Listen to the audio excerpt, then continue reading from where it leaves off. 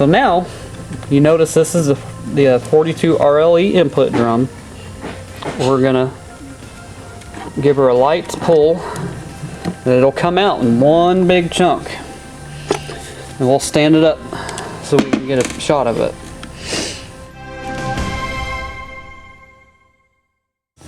This is just a brass thrust washer. Sometimes these will need replaced, but in this case, this one looks really good.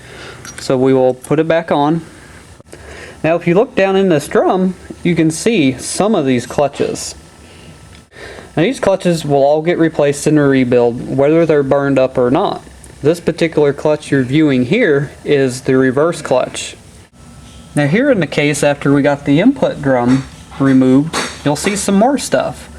See a snap ring in the case, goes all the way around. Back behind that snap ring is a piston that inserts into the case. There's another set of clutches back here. So we're going to get our pick and hook this snap ring. They can be tricky.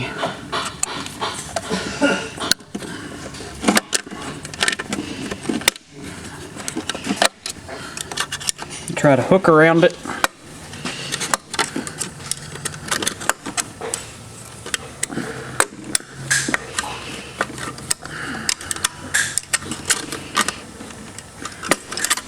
There you have your snap ring. Now, on any 41TE or 42 RLE transmission, snap rings are critical in where they're replaced. Watch very carefully on which snap ring goes where, or you could run into major problems. So we got the snap ring out. Now this piston is fed by the valve body underneath where my pick is pointed. It will make it easier if we remove the valve body to get this piston out. Sometimes you can get it out, but it is difficult. So we're going to show you the easy way to do it. Now I see here we got a piece of metal that was underneath this piston.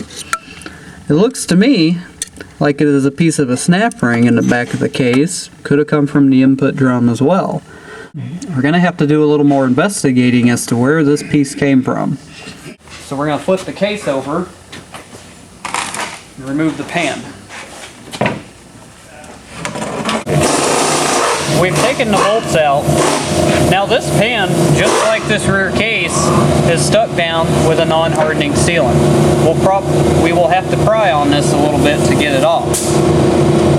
You can take a chisel, a dull one, run it up underneath.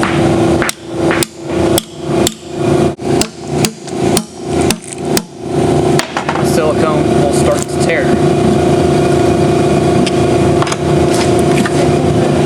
Pull the pan off.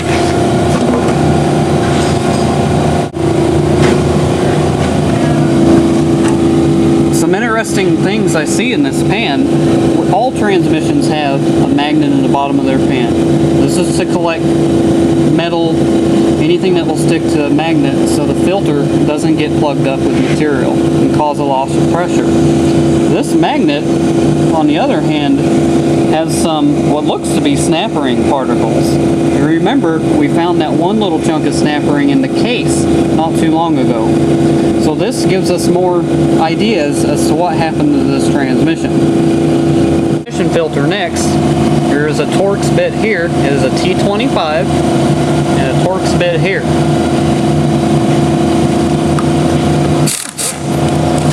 It may still have residual oil in it. Transmissions tend to be kind of messy. You can see we got a little bit.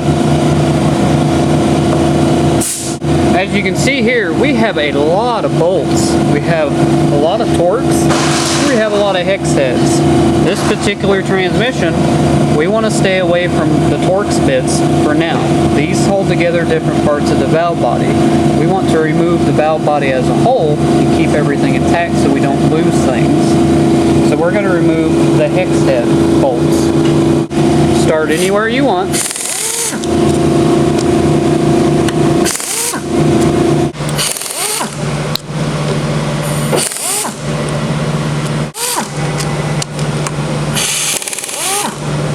Always try to keep your bolts in order so you know where they come from, all these bolts are the same length. Some transmissions in their valve bodies will have a bolt in a certain location that is longer, but in this case we're lucky and they're all the same. Now if you remember when we talked about these bulkhead connectors on this case and how you wouldn't remove them then, this is where they're going to come out now. These are attached to the valve body and they will lift up, and they are sealed in the case with rubber O-rings. They may be a little tricky, but they will come up with patience. So we will lift up, and again, transmissions are messy. They like to hide oil in places.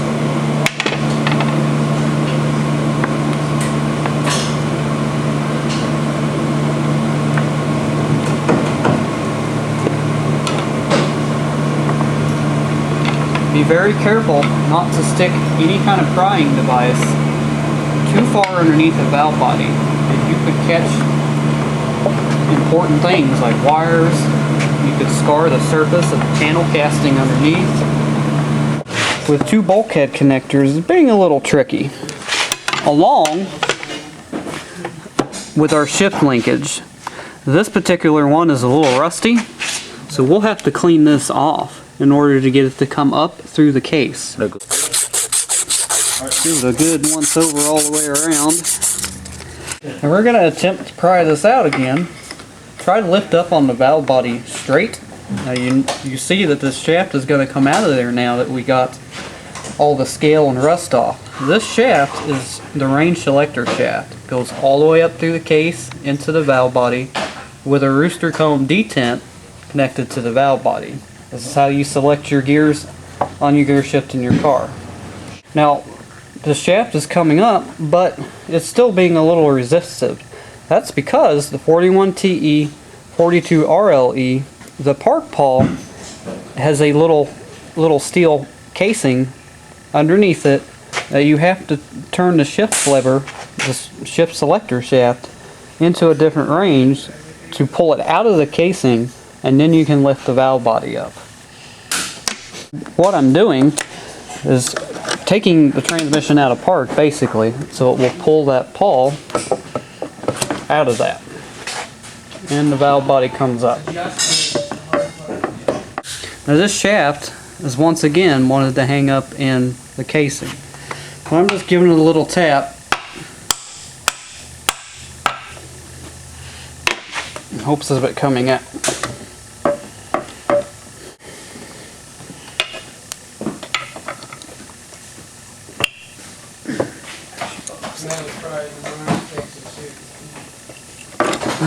There it goes. And it's finally come out. We're lifting the valve body out of the case. Now here's the valve body turned up the other direction. Boy, does it look complicated. Your solenoid cluster here, solenoid here, range selector here, and you put it in drive or park and you got that little digital display. This is what will tell that to light up. And now with the valve body out, we can kind of take another good look. This is this parking pawl we were discussing about having to turn that selector to pull that out in order to remove the valve body. And I see here we have more snap ring particles. This gives us even more evidence as to what's happened with this transmission.